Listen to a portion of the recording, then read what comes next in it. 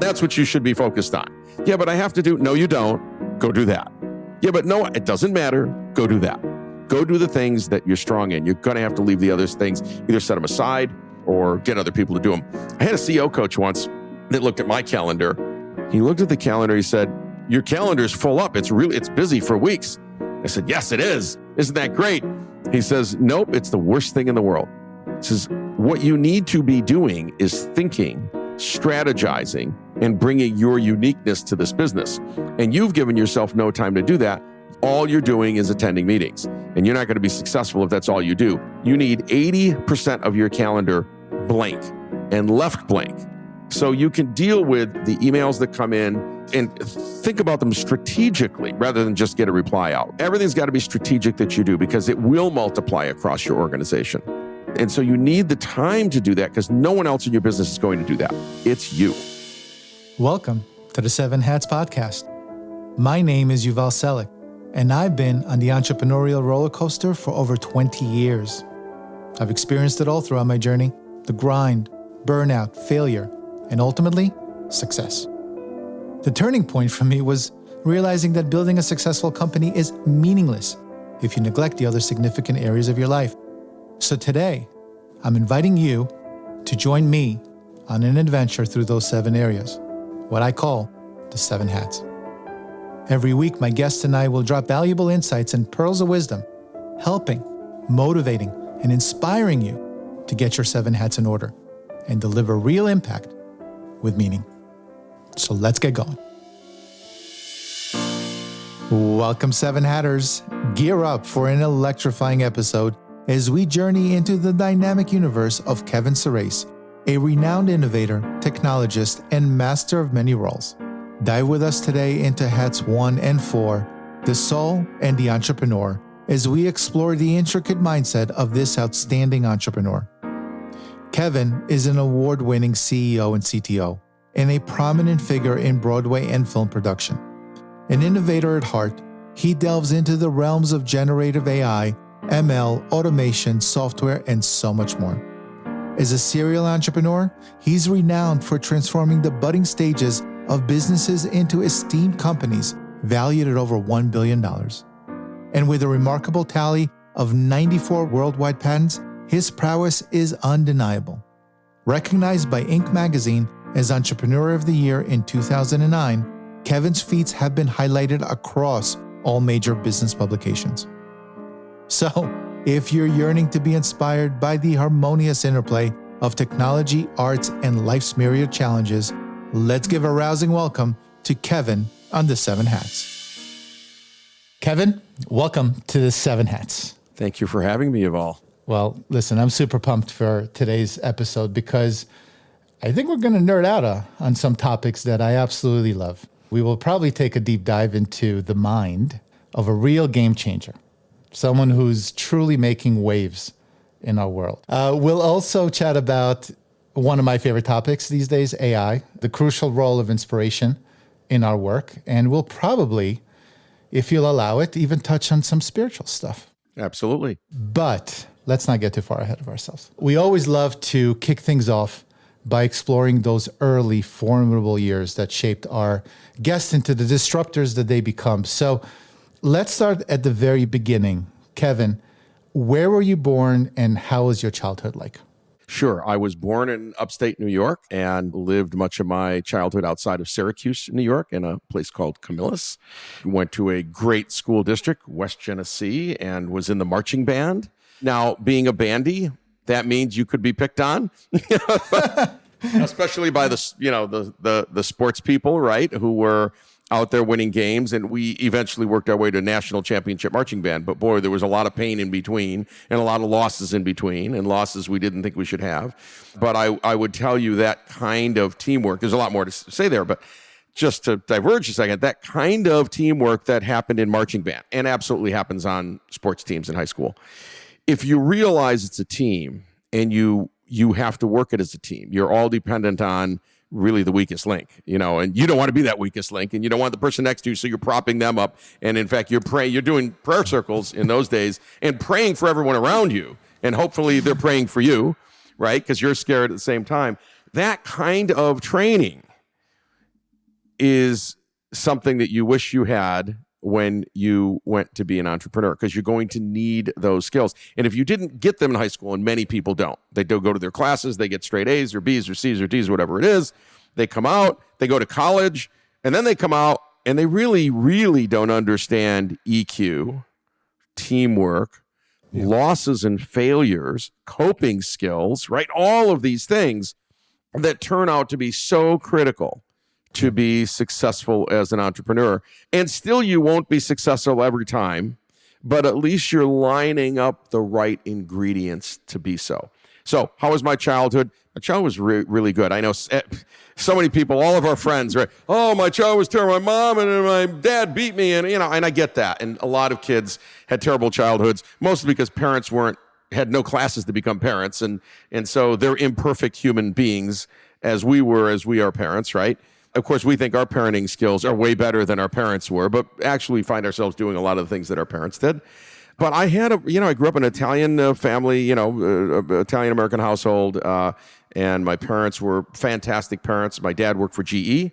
He traveled half the time. That was certainly hard on the family and hard on my mom, and she would cry, he's gone again. But that was his job. I mean, that's what you do. It was sales and marketing. You had to travel around the world. He did before, that was in the 60s and 70s, really before people were widely traveling. And, he'd fly off to Europe and come back in 2 days and tell us all these stories. But for me, I thought my childhood was fantastic. My schooling was fantastic. The hard part was, again, I think when you're in band and you're a band nerd, everyone's a nerd at some level there. You're a tech nerd or but the sports people were cool. The band people were a little bit nerdy, but I was okay with that. That turned out to actually, in the long run, be a great skill set to have. But I didn't know it at the time, right? When the kid sitting next to you is making fun of you, it really hurts in high school. It must be a upstate New York thing, because in ninth grade, I moved to Hunter Tannersville, which is pretty close by in that area. And I was made fun of. I was a city kid, thought I knew everything, came in with a baseball cap and Walkman. I couldn't find a friend for the following year till I had to move back to the city.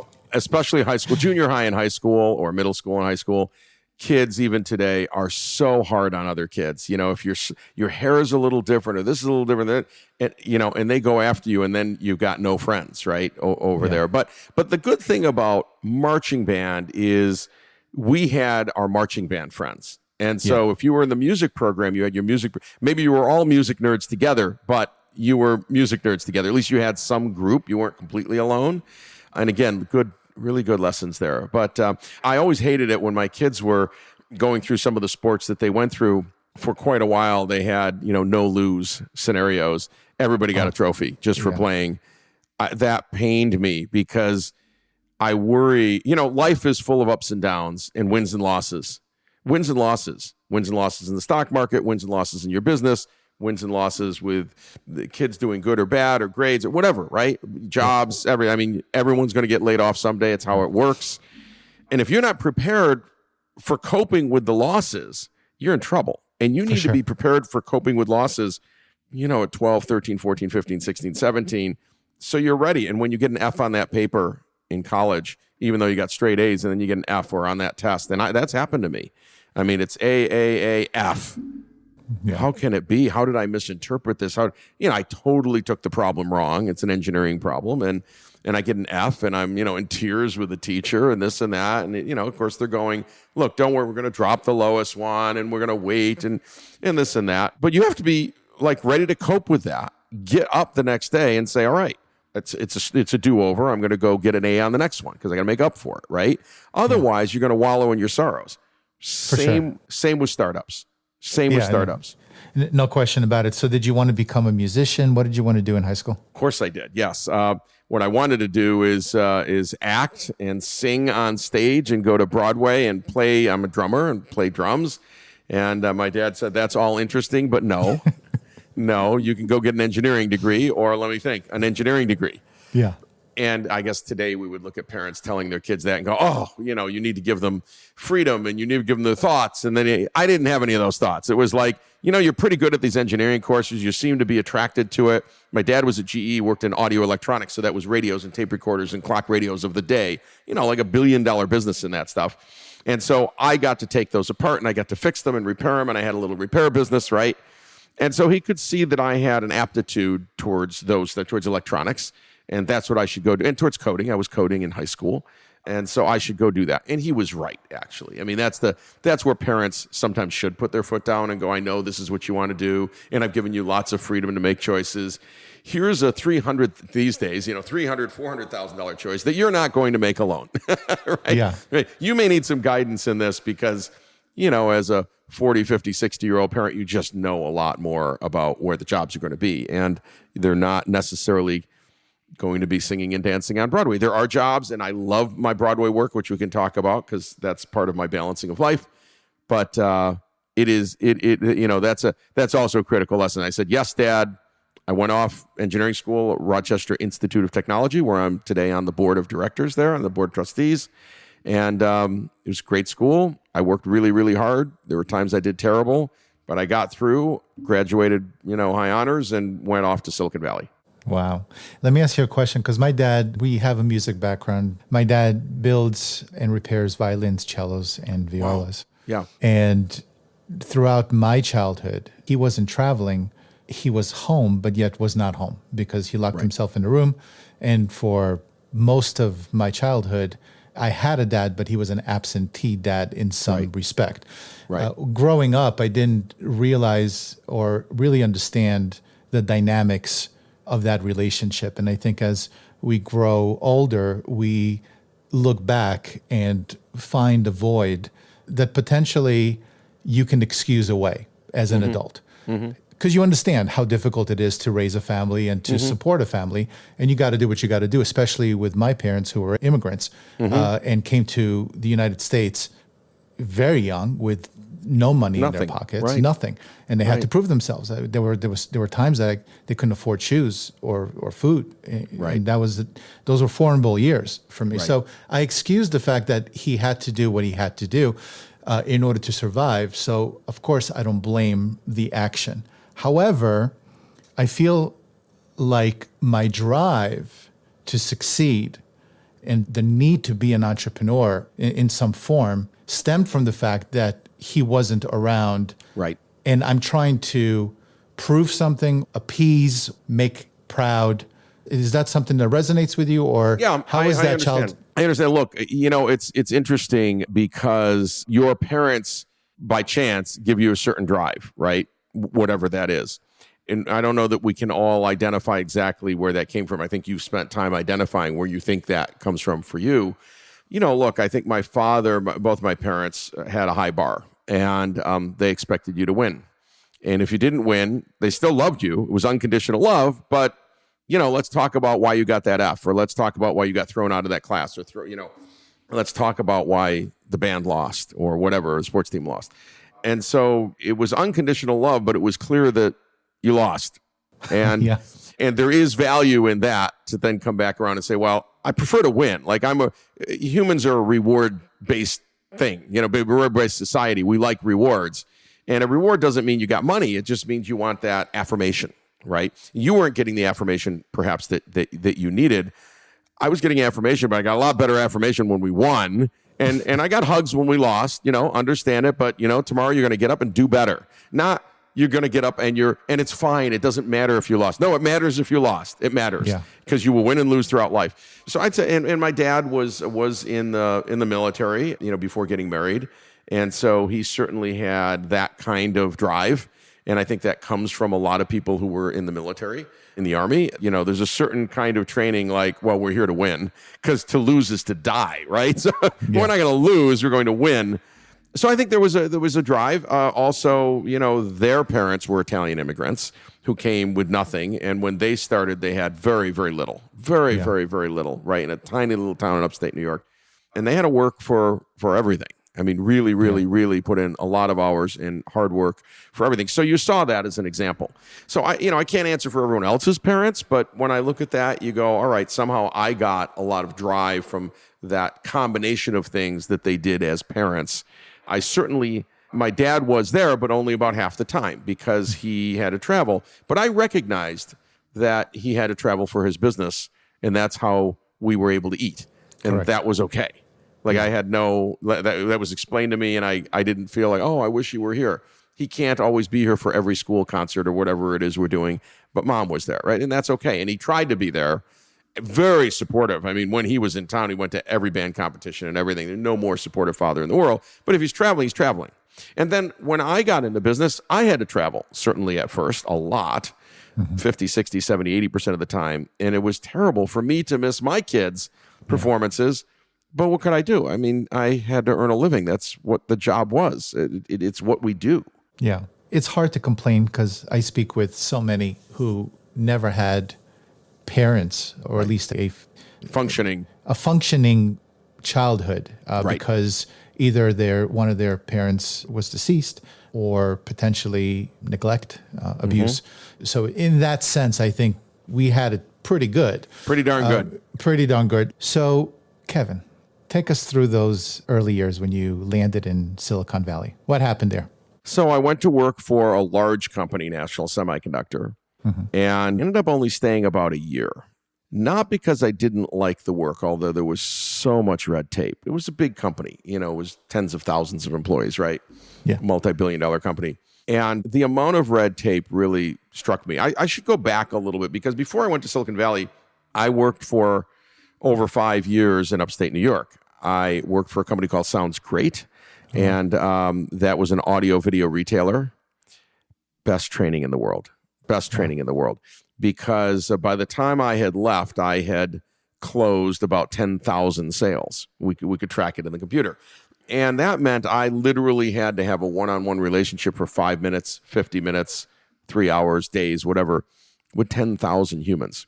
And when I started there, I was not good. And then I got better and better and better. And I was on the floors selling, one-on-one selling, because in those days you'd come in and someone would say, you have like 1,000 receivers here. What do I need? What do I want? Right? It's my job to say, well, you need a receiver, you need some speakers, you probably need a turntable, and look at this new CD player, whatever it is, right? Yeah. So you had to develop one-on-one relationships. And so I got better and better and better. I was in the top 10 or top 20 salespeople out of about 250. And then we had a sales trainer come in and teach us the Dale Carnegie sales course, which is different than just the Dale Carnegie course. But it's 5 steps of the sale. I use open, qualification, conviction, objection, close. Okay, and you got to go through those 5 steps. So I went to the classes, and I probably didn't pay much attention. And then you take the test at the end of the course, and I dismally failed the test, even though I'm one of the top salespeople. Wow. And my boss, his name is Mike Rest. And Mike pulls me aside. He was actually a very gentle, good, thoughtful boss, actually. Much better now that I look back. And he says, Kevin, I know you're one of our top salespeople. We're clearly not going to fire you. But had you taken the time to embed all these new tools, you could be even better. You might even be number one. But you chose not to. And so I'll tell you what you're going to do. They're going to come back through in a few months. I want you to take it again, but I want you to learn to be a teacher of it, an inside teacher. So take the time to learn it so well that you become the teacher. Wow. And that was a good lesson. It was a good lesson because I started getting a big head of, I'm so good, I can sell. And it turns out I then took it really seriously, really learned how to teach it, and then became the in-house teacher for all the new people coming in. And I've used that, derivations of that course and that concept throughout my career.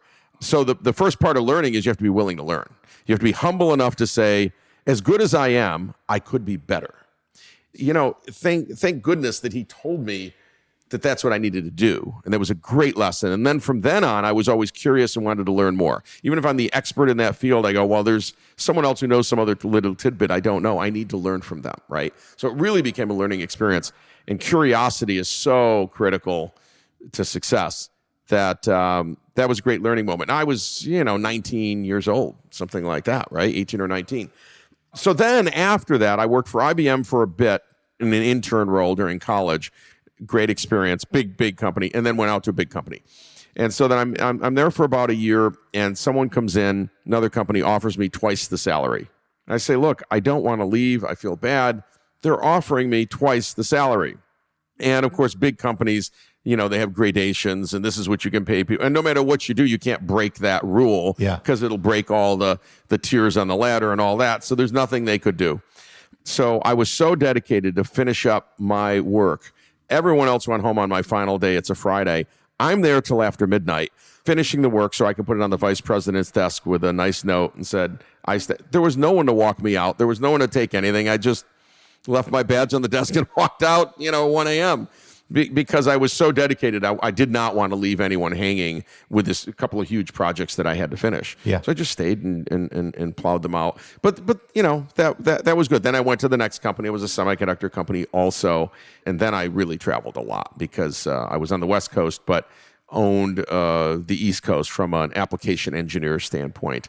And so I really had to be on the East Coast almost every week, right? Just traveled a lot, had young kids. It was really hard, but had to do it. That was the job. And then finally left that, went to a very small company. I don't know, it was a public company actually, but smaller, right? A few hundred people. And shortly after I got there, within a few weeks, unrelated to me, they lost their two largest customers. At the time was IBM and DEC. Wow. It was IBM and DEC.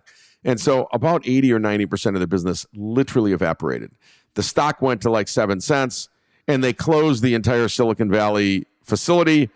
And I don't know, I was there 6 months, I was laid off. And that was the first time I got laid off. And now I walked out of this great job. They gave me a regional manager, regional director title over here. The company's gone. What do I do? And one of the people that I knew in the semiconductor industry said, well, look, I got a job for you right now. I'm on the board of this tiny little company. It has like 6 people in it. So then I went to that. The name of the company was Hestia. We were doing advanced semiconductor packaging and multi-chip module packaging. Now, there was never any money. Sometimes they couldn't meet payroll, tiny little thing. But I loved it. I loved it. And I wanted to work more hours, and I wanted to do more. And that's where I learned all about startups. That's where I learned, because when you've only got 5, 6 people, you start to do everything. Like for a while, there was no finance person. So I sat down at the finance desk. There was the password to get into the system. And I go, okay, well, I have to learn finance. There is no one else here, right? And I had to create marketing content because the marketing content person left. And I had to, before I was doing engineering. So I was doing a little bit of everything. I might not have been very good at any of it, but that's not the point. The point is I actually got to learn what it was to sit down and actually do the accounting for the company, handle the payroll, do sales, create marketing literature and content, right? Still going back and work on engineering problems, file patents. I had to do all of those things. That was great training because that really set me up to then go start up a company and actually know what the other people have to do. Not that I can do it better than them, but I'm not asking them to do anything that I don't have some sense of skill in, right? That's a good segue into a question I wanted to ask you. Now that you're figuring out as a founder the multiple hats that you have to wear as you begin your journey, huge sacrifices must be made because you don't have the resources to hire the who, so you have to learn the what.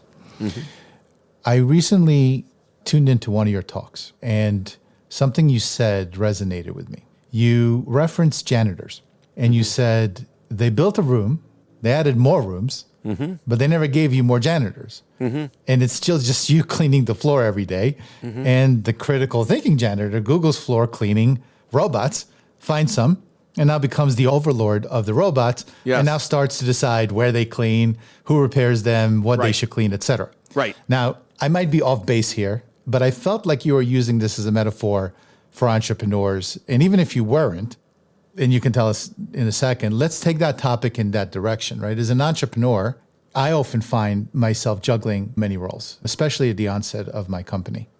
You're the janitor, sales, marketing, product, CEO, accountant. Now, I tried to recently Google floor cleaning robots so I can, number one, relieve my tasks that I'm not the most qualified to take on. And number two, find time to spend on my strengths, because every CEO founder has strengths that make it rain for the company. But I come to find out that these robots are very expensive, and some of them are very hard to find, especially the ones that are good enough where they don't bump into the walls every few minutes and kind of crash. Right. So, do you have any advice for entrepreneurs looking to find their own robots so that they can effectively find their work purpose Sure. in their business and really work on their business rather than in their business? Well, look, whether it's the use of AI in a variety of ways or robots or more humans, you have got to amplify you. You have to, because you can't do everything. We all do when we're an entrepreneur and when we're starting a company. But in the end, you can't do everything. And you've got to have either more bodies or more brain power. And the way you get more brain power is hire more people or hire more AI or robots or robot assistants or, whatever, right? Robotic process automation, any of those. You have no choice, and you have to multiply that, and you have to get yourself out of the things that you're probably not adding a lot of value. And I always, when I talk to new CEOs, I say, well, show me your calendar. And they show me all these things. They go, what of these are you at? Like you are the only one that can add value to that. Like the only one in the world, maybe. I go, well, this. Okay, you need to do more of that because there's lots of other people who can do these other things. Well, I don't have money. Okay, well, find people who will help you maybe. Find people who will, do it just for stock. Maybe part-time, not full-time, right? Maybe go raise some money. I mean, there's lots of choice. Some of it you can now use AI. So marketing content, advertising content, blog posts, GPT and other large language models are writing really beautiful prose that I can't write. And I can write, but I can't write like that. That writes like it learned from a trillion phrases, which it did.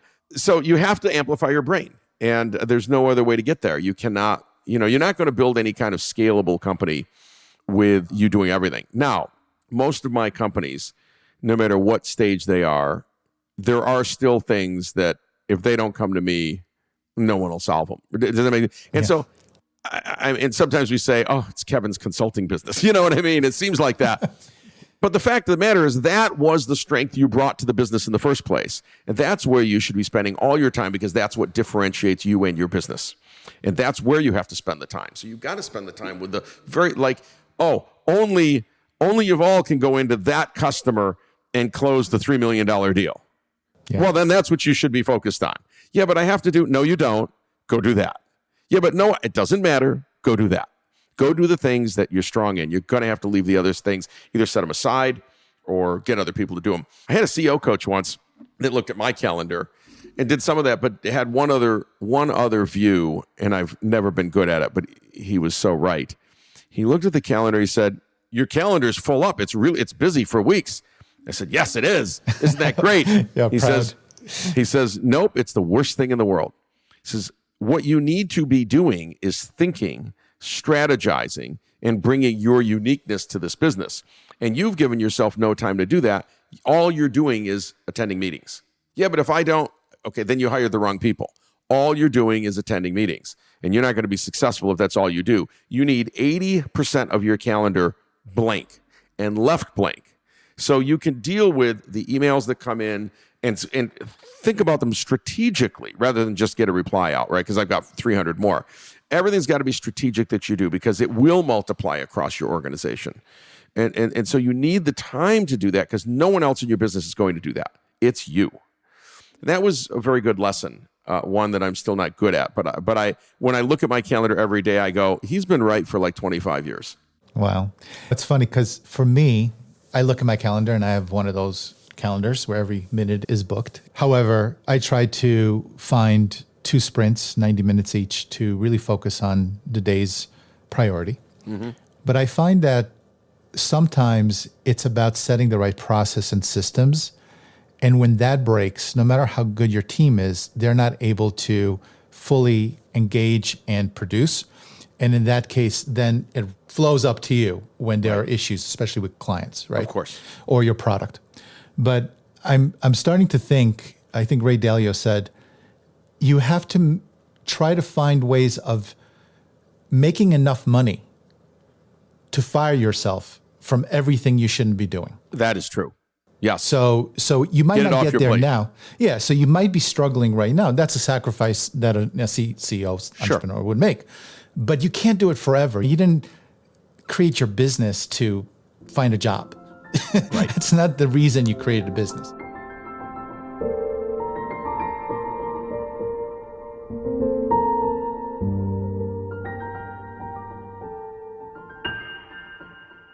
So it's interesting. It's interesting on that level, but let's change it up a little bit in terms of, so now you're working and you're utilizing your skills in order to facilitate growth and value to your customer.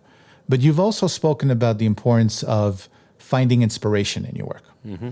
So could you delve a little deeper into what inspires you and how you use that to motivate those around you, not on the work side, but really more on the facilitation and inspiration side? Right. First of all, everyone comes to a company, whether they're an employee or they're starting their company or whatever, with a different reason for being there, a different purpose, a different inspiration, right? And some people are inspired by the work. Some people are inspired about changing the world. Some people are inspired by solving pain points.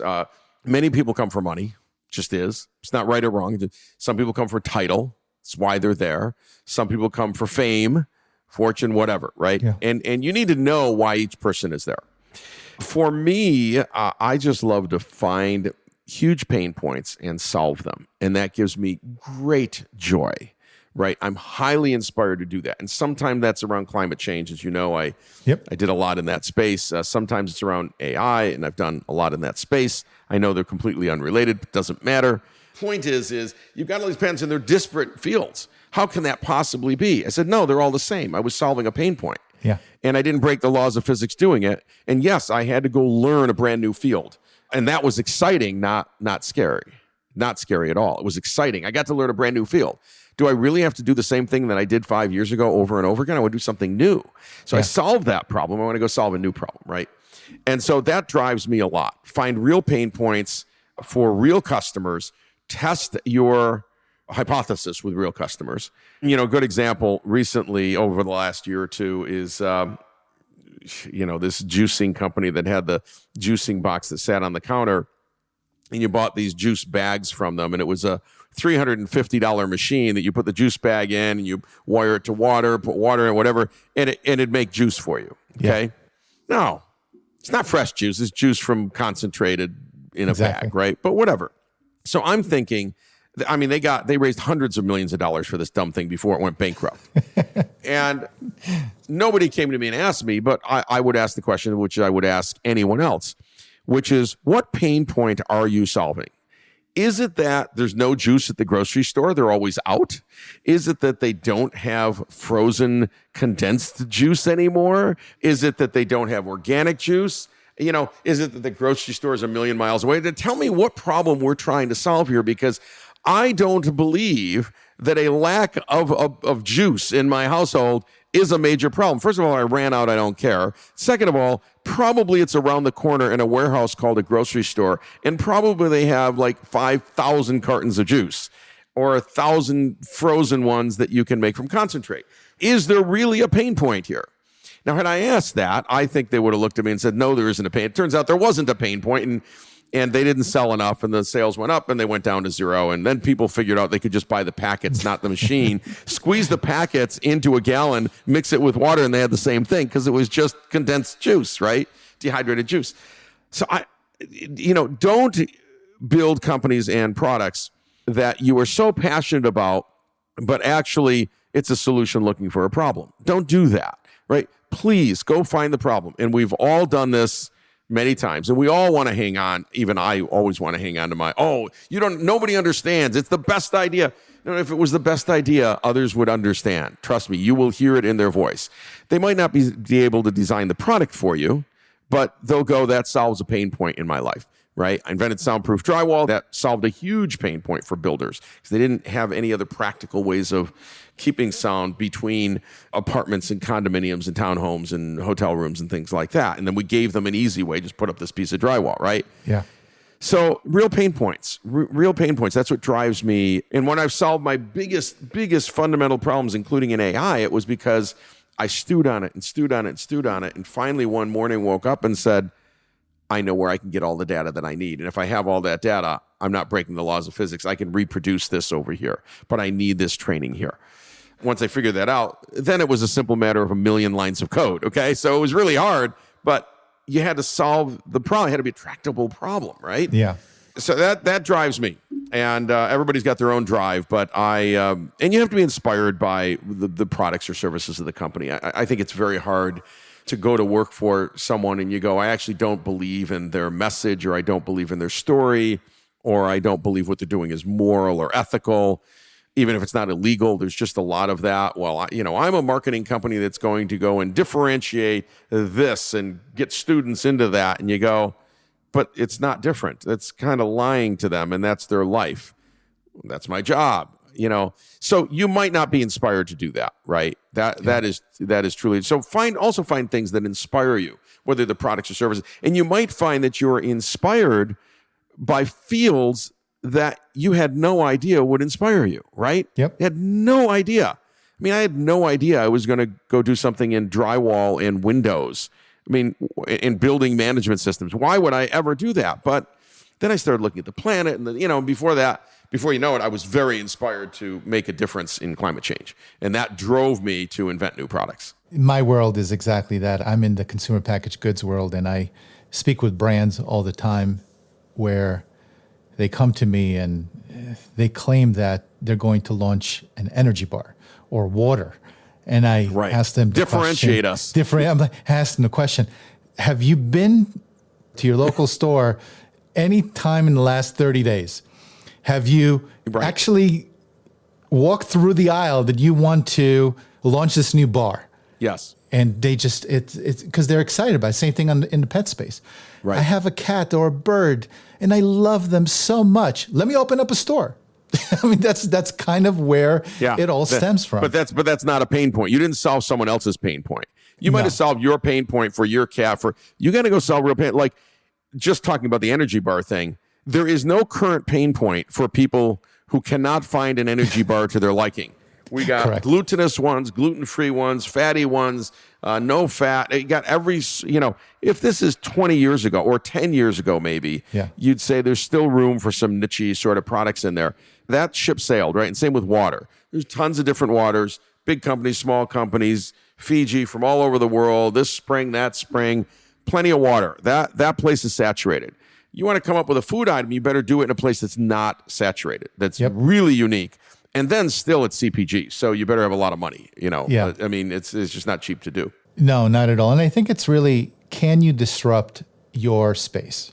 That's kind of a question that you want to ask, because if you can never disrupt your space, then why are you really getting into it? If it's a hobby and a passion and you can make some money out of it, there's no harm in you creating a business, right? That's fine. Well, you probably be a money-losing business, but yes. I mean, you probably don't want to go into the energy or bar business. If you're Nestle, you'd say, we've decided to get in the energy or bar business, or Procter & Gamble or whatever, because they've just got immense mass, immense budget. They could lose money on that product for 3 years to gain shelf space, right? They can play that game. If you're a startup, you go, I know, I'm going to make a cookie. Yeah. Really? A cookie? Are there no cookies in the world anymore? Well, mine tastes better. Nobody cares. And then you end up in grocery stores, you're giving out little tastes of your cooking. People go, oh, that's nice. And, forget it. Good. Don't do that. Bad idea. I totally agreed. So let's talk about disruptors. You're obviously one of them. You co-founded a company we just spoke about, Sirius Energy. Yeah. And that's a prime example of really getting into an industry that you can find disruption in. It's a clean tech company, if I remember correctly. Yeah, it was. We sold it all off to different companies, and those products are all made by different brands now, but doing, multiple billions of dollars. It's huge. That is awesome. So I can only imagine the challenges that you faced when you began the company. Yeah. Can you share some of those obstacles that kept you up at night? Because it's not just, what I like about this is that you didn't just start a company, you started a company in a space that is very difficult to get into. You mostly have to get funded. Funding is very difficult to achieve in some relations. So that's right. Tell us a little bit about those obstacles and what kept you up at night. So first of all, what's great about the construction material space is technology-wise, it's easy to disrupt. Mostly, there's been no invention in the space in 100 years. So when you look at drywall, nobody did anything in drywall for the better part of 100 years. It wasn't hard for you to disrupt the product. Okay, fine. What is very hard is building out the channel and convincing contractors to use your product. Yeah. So, of course, me being from the tech space, I go, well, we'll go to all these labs. We will measure all this stuff and we will prove it. And I'd have contractors say, well, how do I know you didn't pay the lab? Well, of course we paid the lab. We use the lab. It's a commercial lab. We paid them. Well, see, you paid them, and therefore I don't believe these numbers. No, you have to pay a lab. They're not going to do it for free. Why? And I'm down the road of, look, can you just use the stuff? Why would I use it? How do I know it works? I might get sued. And by the way, I've done it this old way since 1960s, and that's what my dad taught me. I know, but it doesn't work. Well, not my problem. I mean, it's unbelievable. Very, very hard to change old habits in that space. It's not like social media or tech where people will go the next new gold shiny object. They don't touch gold shiny objects in construction. They go, I built it this way for 100 years. I'm not changing it. That kept me up at night the most because we had amazing windows that are still made by Alpen Windows now, and amazing soundproof drywall that's made by Pabco out on the West Coast, but it's available nationwide. And the basic problem was people just didn't want to change, and they would rather do it the old way. Our high R value windows were 3 to 4 times the insulative value of dual pane, 3 to 4 times better. And in HV, energy modelers would look at a house or building or whatever, and we'd give them the U value or R value, which is the resistance to heat flow through a window, and they'd plug it in, they do the calculations and all that. They go, oh, I don't believe this. This says I only need 2 chillers. I'm going to put in 4 anyway. And I go, but you don't need to put in 4. By not putting in those 2, it actually pays for the windows. No, I'll get sued. I'm going to put in 4. You don't need 4. The numbers are correct. They came from the Department of Energy, who gives you these modeling numbers. I don't believe the model. It must be wrong. I mean, this is what you run into. And this is in a field where people have just done it this way, and they don't question it. And they know when they do it that way, they didn't get sued. And so those are the things you ran into. And that was like just pulling teeth. It took a good decade for Quiet Rock to be a huge product and higher value windows to be a huge product. But you were just plugging away every week and every month and every year. The architects would design you in, and then they'd value engineer you out down the line. Why did you value engineer us out at the contractor level? Why should we pay 3 times for windows? Well, because they're going to save the planet and get their money back in 5 years. Yeah. I don't believe you. And by the way, it doesn't matter. The bank doesn't want to fund this much. And so what we would see, windows, drywall, other building energy savings, all that stuff get ripped out so they could put granite in the lobby. And you go, you don't need the granite. Why don't you put these things? Nope. We can only have one or the other. The granite's very expensive. We're putting granite in the lobby. But you could save the planet. Well, that's it. Not my problem. I'm going to put granite in the lobby. So trust me, you stay up every night because you did the right thing for humanity. You're actually doing the right thing for the job, for the contractor, for everybody involved, for the building owner. And still, most of the time, you're pulling teeth. Now, time has moved on, and people know a little more, and they are using those products a lot more today. But that's an example of solving a real pain point. People really wanted it. The building owners wanted it. But you had all of this, uphill to climb. And I'll give you one example with the drywall. So we went out and tested the idea of soundproof drywall, and contractors went nuts and said, of course we'll use it. That's fabulous. And then when we're done with the product, it's complicated and expensive to make. And, a sheet of that's going to be maybe $40 or $50, depending on what level you get, versus maybe $10 for a sheet of drywall. Mm-hmm. And then the contractors go, well, why would I ever spend $50? Well, you're making a soundproof wall. How else would you make it? Well, we'd put 2 or 3 layers of drywall on each side, and would hang them on resilient channels. I said, did you look at the labor cost of doing that? It costs way more than this one sheet of drywall. Oh yeah, but each drywall is only $10. Yeah, but now you got 6 of them. You couldn't reason with them. It was the funniest thing because they just couldn't bring themselves to pay $50 for a sheet of drywall when they could get one for 10. But it was apples and oranges, right? Yeah. And so eventually people got over that, and they realized it did save them money in the overall project cost. And they didn't get sued because most people were getting sued in those days for soundproofing that didn't work. Yeah, it's amazing how, as a founder, you believe in something so much and you just see the vision. but no one else really sees it in the early days. They always, at the end, when you sell it for a few $1 billion, they compliment you on how awesome you were. But it puts you on covers, right? But until then, right, it's that grind. And you said something interesting. It took you 10 years to really showcase success. And that's kind of the 10 years to become an overnight success. I say it's somewhere between 10 and 15, maybe 20, depending on the business. But that's the allure, right, for the entrepreneurs. Oh, I think the allure is they look at these tech companies that go from zero to a $2 billion valuation in a year. Yeah. And they go, I want to be that.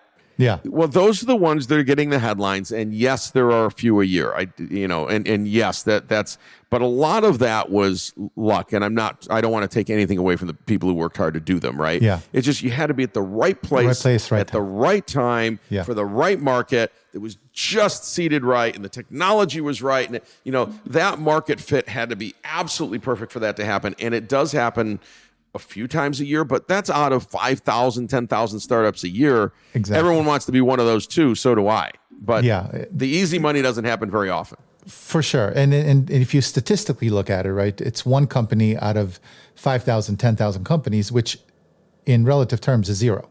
Right. So you don't really have a chance. It's like the allure of acting. My wife's an actor.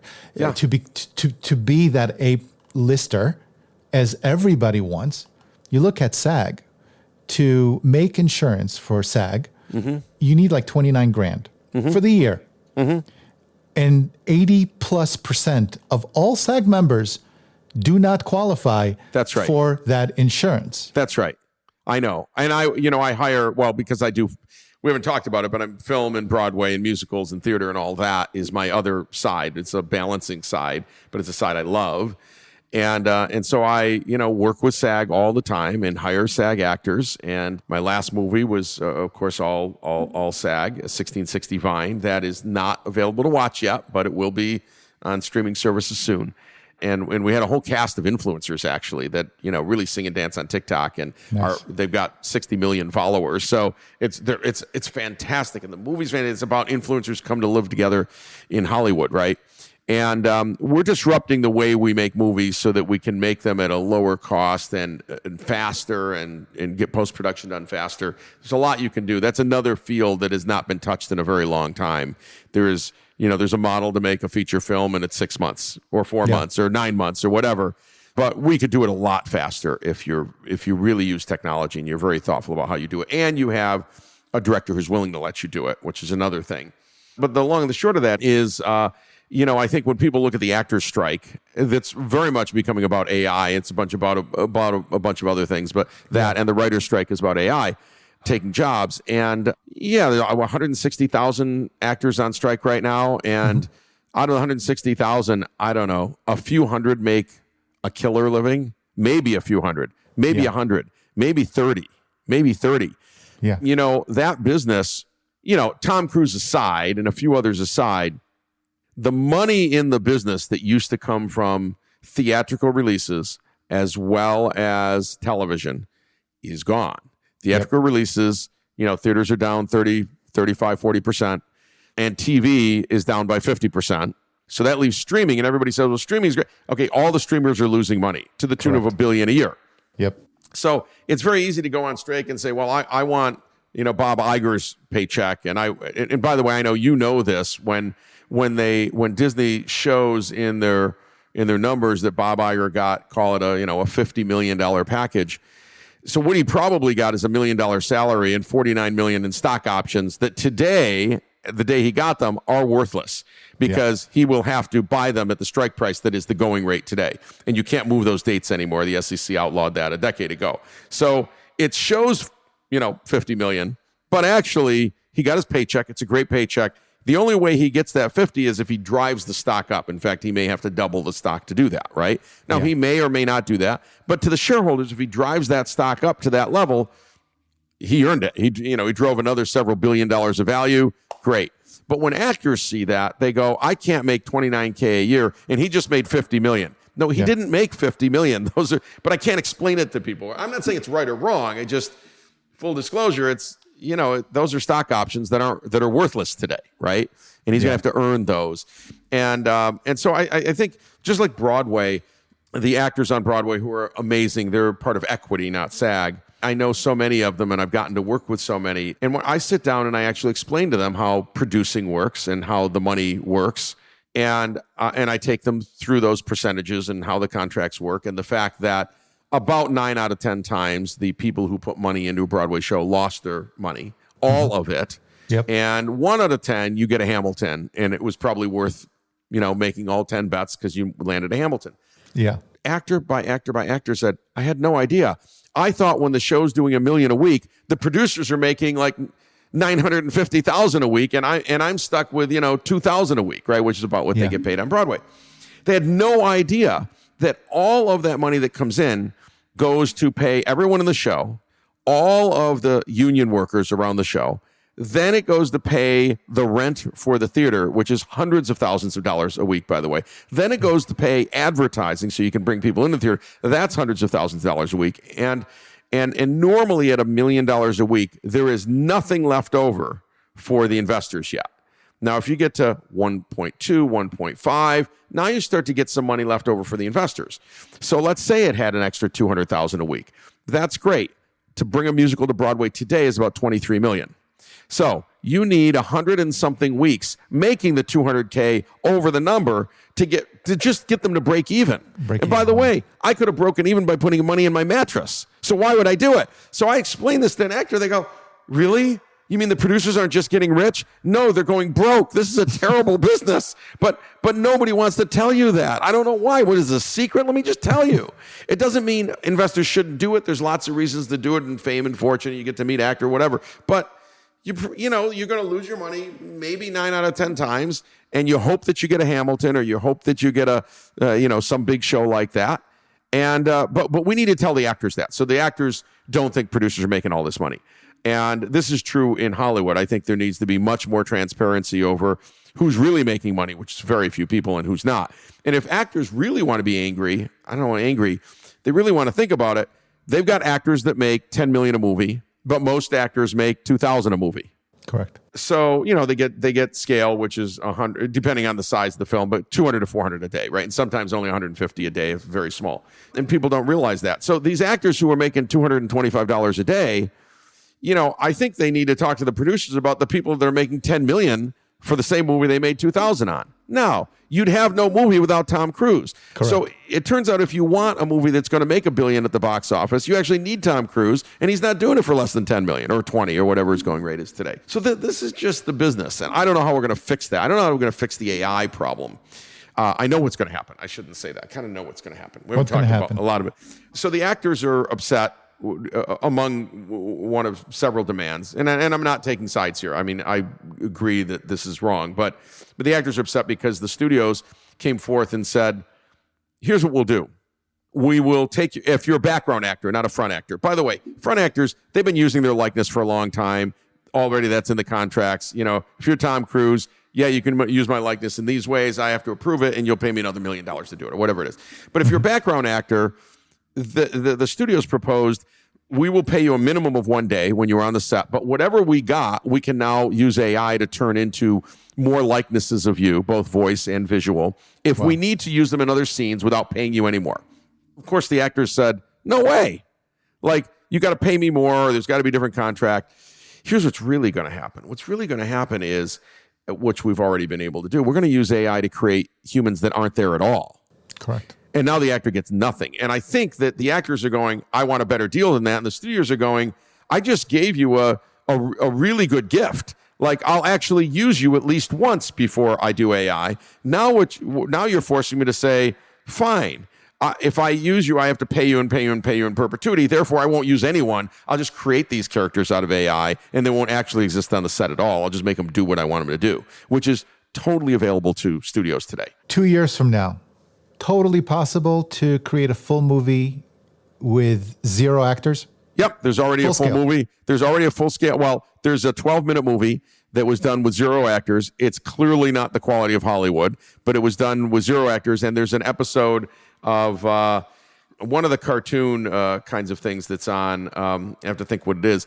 There's an episode of that is also made fully by AI, just by text. Typing in what I want the subject to be and what I want, and it generated everything. Oh, South Park. So they did an episode of South Park just by typing some text. Now, the South Park looks really like South Park because that's easy to do in computer automated generation. It is a lot harder to make humans, but we are getting very close because we're now able to make individual frames of humans that are indistinguishable from a photograph. Yep. I mean, really great. In fact, we could take a model that never shot somewhere else, just as long as we got her face and her body type, or him, right? And take that and come up with all kinds of other shots without ever using a camera. Just do it all digitally. Now, yes, people could have done that in Photoshop with a lot of effort, but now I can just do it by typing text, right? So I've democratized the access to these technologies. So yes, we're going to see movies. We're going to see TV shows that are fully written by AI. The studios gave the writers sort of a deal that said, we have a right to use AI and reduce the usage and of writers in the writer's room, but we'll have a writer in charge of the AI. And then I'll tell you what's going to happen. They're going to put a producer in charge of the AI. There won't be any writer in the writer's room. They're going to use AI. It's going to happen. And I know what everyone's saying. Well, AI can't write with the nuance. Okay, AI has read every novel ever written that's available to it. It can write with nuance. It doesn't know that it's writing with nuance. It's just writing based on math, right? Because that's all AI is math. But yes, and again, I don't want to anger anyone, right? I'm not taking sides in the issue. I'm just saying, here's the technology. And just like when Napster came and all of a sudden there was music to download, in the end, music was going to stream to you or be downloadable, period, full stop. You couldn't fight that. And finally, when the music studios, when the music publishers embraced that, is when they said, okay, we're just going to do a deal with Spotify that works for us and the artists the best we can. It's going to be here to stay. When they fought it, they got nothing. So you can't fight the march of technology. It never works. If you're a horse and buggy manufacturer, you can do what you want, but eventually the car is coming, right? Yeah, and this is true. This is true with AI. So I think all these people on strike had better realize, one, there's no money in streaming, and the whole industry's got to figure that out. It's a problem for everybody, including certainly the actors and the writers. And two, AI is here to stay. You can be part of it or not part of it, but it's going to be used. Yeah. And then what do you do? And I don't have the answer to that. Absolutely.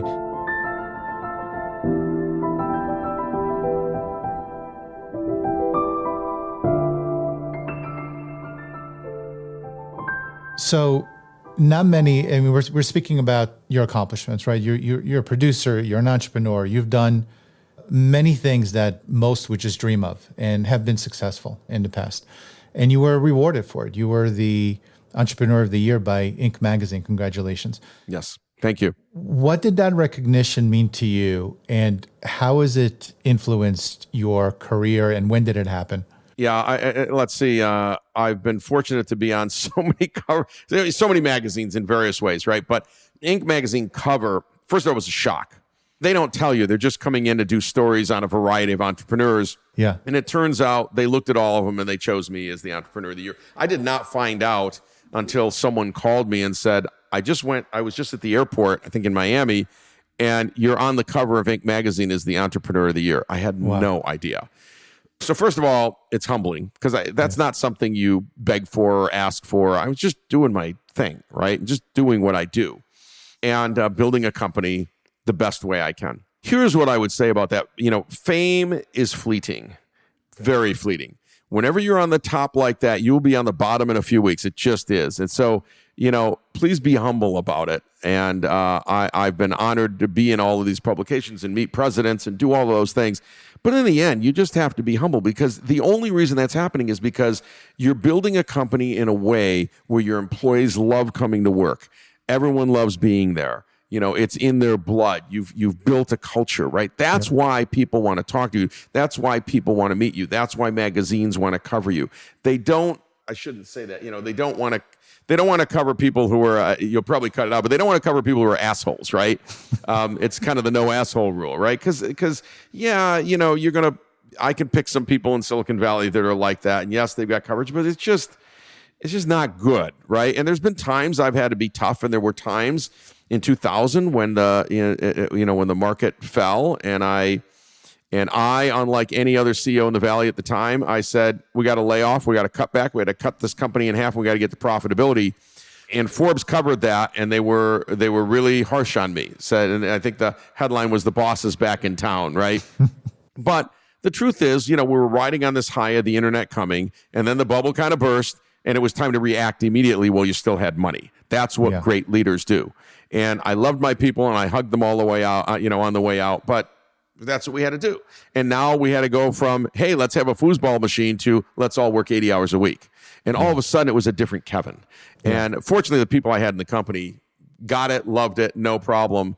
But it made for a great magazine article that says, oh, boy, he really turned on them. No, I love them all. However, chop. Times changed, right? Just you gotta flow with that.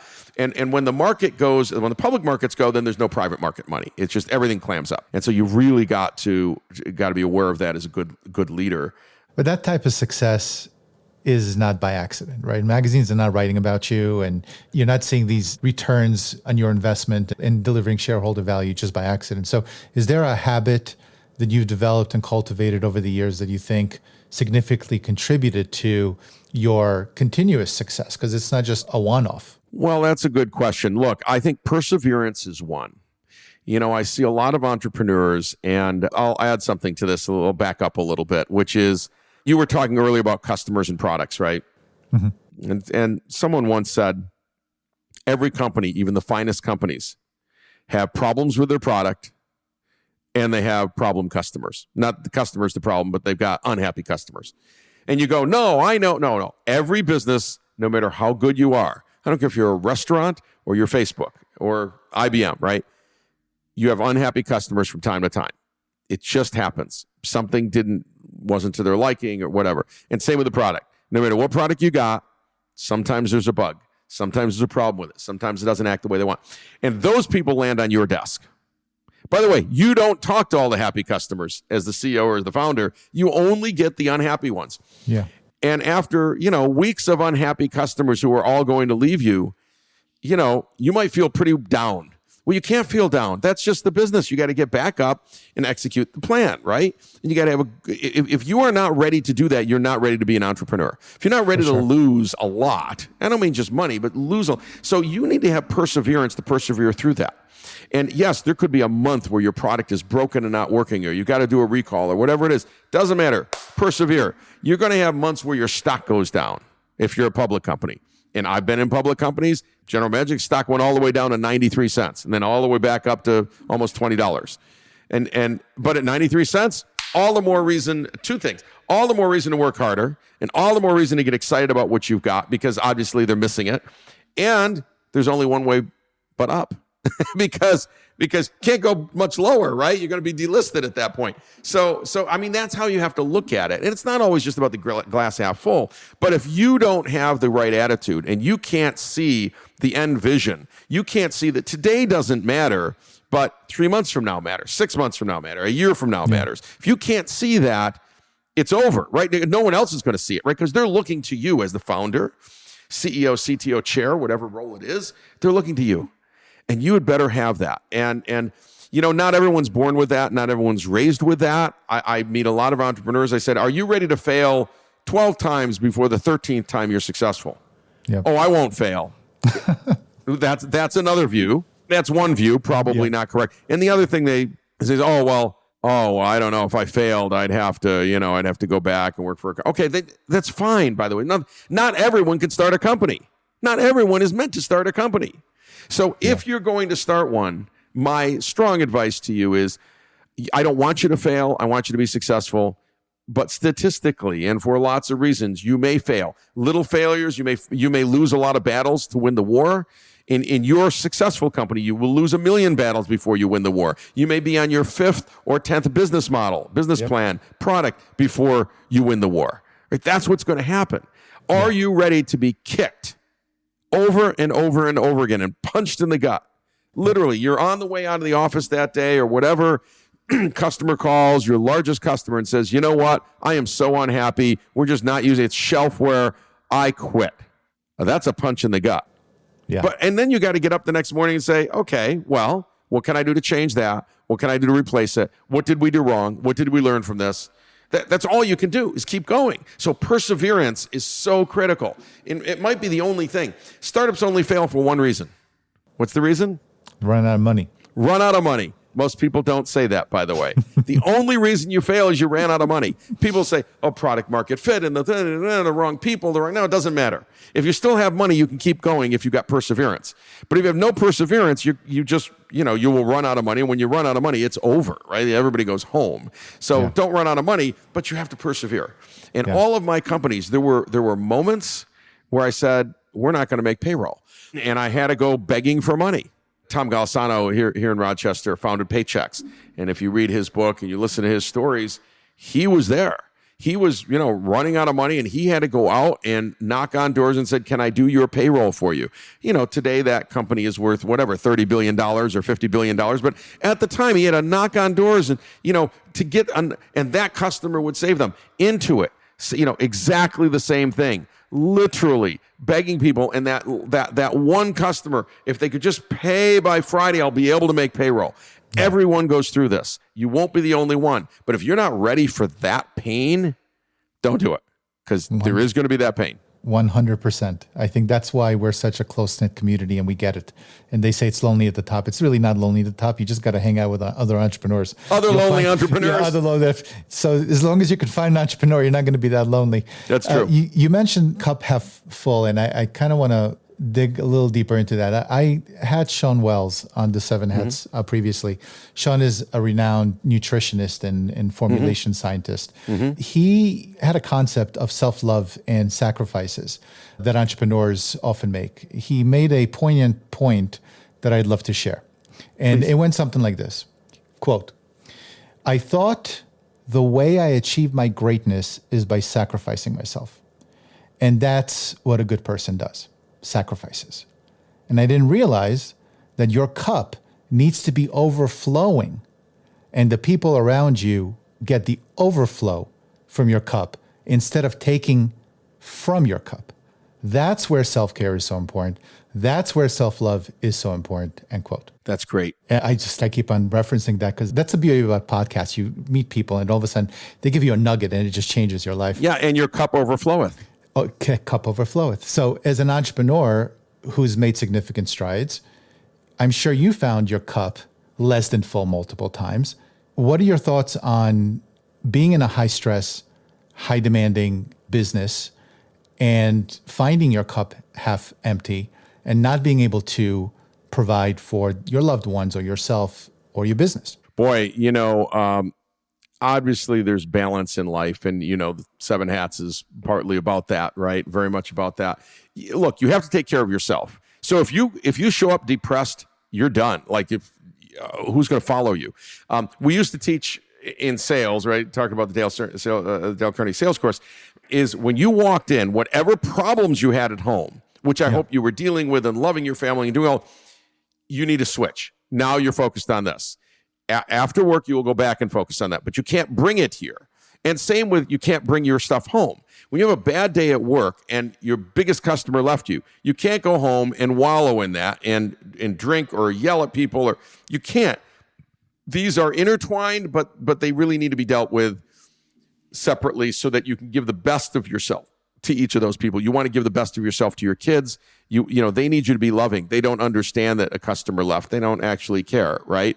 And so, and then you need to leave that. And then when you come back the next day, you go, great, time to deal with that customer. And there might have been an argument at home. There might be financial problems at home. You got to leave those, and you got to come and leave that behind, or else you can't sell and you can't lead. You can't lead. No one follows a depressed leader. You can quote me on that. No one follows a depressed leader. So I will tell you, if we opened with the Seven Hats, and how if that's all you do, and I see people do 120 hours a week and that's all they do, literally, you will be depressed because there's nothing else happening in your life. And that means when there's up days and down days, you've got nothing to go back on, right? So you got to have some other balances. I happen to have my family, and I have theater and film. And so I've got left brain, right brain. I've got all these. So look, my technology company, one or many of them might be up or down. It might be a terrible day at a tech company. And then I go and spend an hour on the next film I'm working on, and actually the next film I'm working on stars Whoopi Goldberg of all people. Oh, nice. So then that brings me joy, and I go, that's going to be great. And then there's down times in film or Broadway, and then that's okay. This tech stuff is up, so at least you got some balance, right? It's a little bit like a teeter-totter. One's down and the other one's up, and vice versa. But if you have no totter and you've just got the teeter and it's down, how are you ever going to get back up? There's nothing to balance on the other side. There's nothing to walk to. It's just down in the ground. You're done. You can't get back up and you're depressed. Then nobody will follow you, and then you're in the spiral of death. And it's a doom spiral, right? It's a doom loop, and you're doomed. So don't get yourself there. Have high dopamine. That helps. Sometimes you got to be born with high dopamine.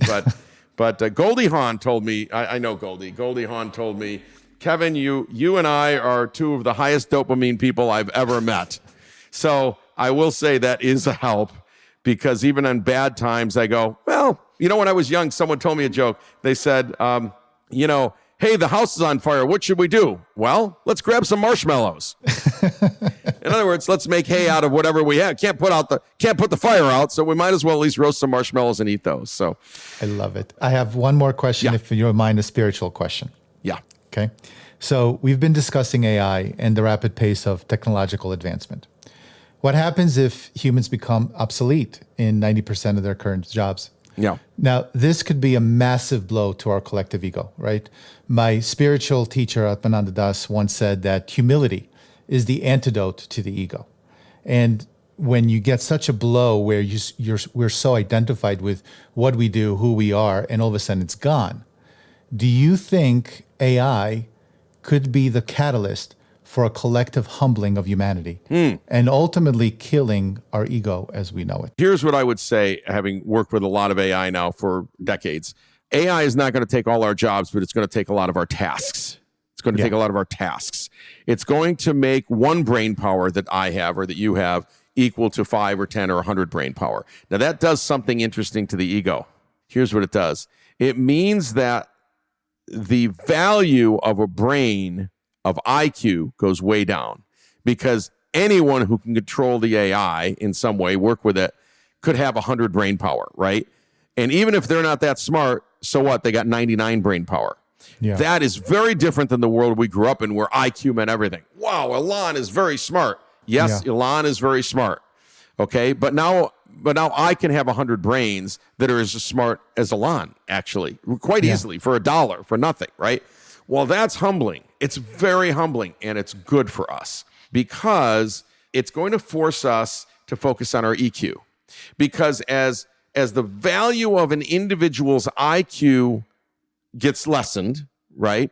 Yeah. The value of collaboration and cooperation goes way up, because now I've got these tools that are going to race so fast that if I'm not collaborating with you and we're not doing this together and thoughtfully that we all agree on, someone's going to go totally in the wrong direction, right? So I think the value of collaboration is going to go up, and the value of individuals' IQ goes down, because it's a little bit like this. 1,000 years ago, a person who could multiply was so smart. Eventually, we got calculators, and we could all multiply any number by any number, no matter how many digits, and have the answer in a second, right? Once we had a calculator. So the value of being able to multiply went to 0, even though 1,000 years before it was the equivalent of thousands of dollars, right? Only one person, the guru in town could multiply these big numbers. It went to 0. So we've seen this before, and now we're seeing it in language. We had these tools in math. We've had it with Excel spreadsheets, right? Yep. Now we've got it in language. We never saw that before. It's humbling, and it's the most positive thing to ever happen to humanity. I love that. All right. So I always close up my interviews with one question, and then you can tell us where we can find you. Who did you have to stop being? And who did you need to become to manifest your current success? Well, here's what I would say. Find your way to be humble all the time. There are smarter people than you. There are faster people than you. There are better people than you, whatever better means, at that particular task. I don't mean the better. No matter what you're doing, there are people who can do it better. So be humble. Realize you're lucky. If you have any modicum of success, yes, you worked hard. Granted, checkbox, right? Other people are working hard too. Yes, you found balance in your life. Great. But you had some luck. And never underestimate the luck. Because once you realize there was luck involved, you go, oh, I'm actually pretty humbled because my next deal, I might not have luck, right? Because you can't, that kind of comes amorphously and you can't really control it. So look, I think that's really, really important. I think it's important to have great partners in your life, family, significant other, whatever, because on down days, you need a hug. And on down days, you might cry and all those things. And you just want a partner who's there to support you. Right? Yeah. They're not going to wallow in it with you. They're just going to support you and go, I'm here for you. If you're ready to get up tomorrow and go at it again, go do it. And so those are my suggestions. Kevin, it was such a pleasure having a conversation with you. I really enjoyed it. How would the Seven Hatters connect with you? What should they be looking for? What are you working on? LinkedIn is best. You can find me on LinkedIn. You have the link, so you can push it out. I'm on LinkedIn, I'm on Twitter, but LinkedIn professionally is the best way. And also, I do 50 keynotes a year around the country. You type Kevin Surace speaker, and I'll come up at virtually every speaker bureau, and they have a whole background on me, and you can contact them if one wants me for a keynote speaker. But that is the only thing I ended up really doing on stage these days, right on stage. I didn't get to sing and act, but I do get to keynote speech, which I love enthusing crowds. Do you do any consulting with individuals? I do consulting with individuals. I do consulting with companies. So all around. But you find me on LinkedIn. You can send me a message. It's very easy. I love it. Thank you for gracing us in the Seven Hats. Oh, thank you, Yuval. Appreciate it. Such a pleasure. I hope you enjoyed my conversation with Kevin. Let's end today with a show segment that I refer to as What Can We Hang Our Hat On? And here is my takeaway. Today, we're navigating the thrilling realm of innovation, diving into some of the coolest tech advancements out there. One standout for me, generative AI. And it's not just a buzzword or the next trendy thing. Think of generative AI as a crystal ball, not the foggy, vague kind, but one that offers a clear vision of tomorrow. It hints at a world where our human creativity gets a boost, where we're not the only ones steering the ship of innovation. It's a blend of our imagination and technology's possibilities. Let me tell you something. Exciting times ahead, folks. Much like the business world, life can be compared to a river. Sometimes it's calm and sometimes it's wild. Now imagine AI as a fresh stream pouring into this river, changing its direction and adding momentum. But in the midst of all this change, we can't lose sight of who we are and the values that guide us. As we move forward, it's key to remember that while technology is a powerful tool, it's how we use it that truly matters. It's not just about the next big thing. It's about how we make that next big thing meaningful. As we look into the future and the endless possibilities it holds, let's do it with care, purpose, and a focus on the bigger picture. Life and business are journeys, and it's up to us to make them count. I want to thank Kevin once again for joining me so that we can all benefit from his wisdom. And until next time, if you found this episode helpful, please hit that subscribe button and tell other entrepreneurs out there what value you receive from it, so that we can attract even more high-quality people into our Seven Hats community. So for now, I will bid you farewell and success on your journey. And until next time, my name is Yuval Selik, and I tip my hat to you.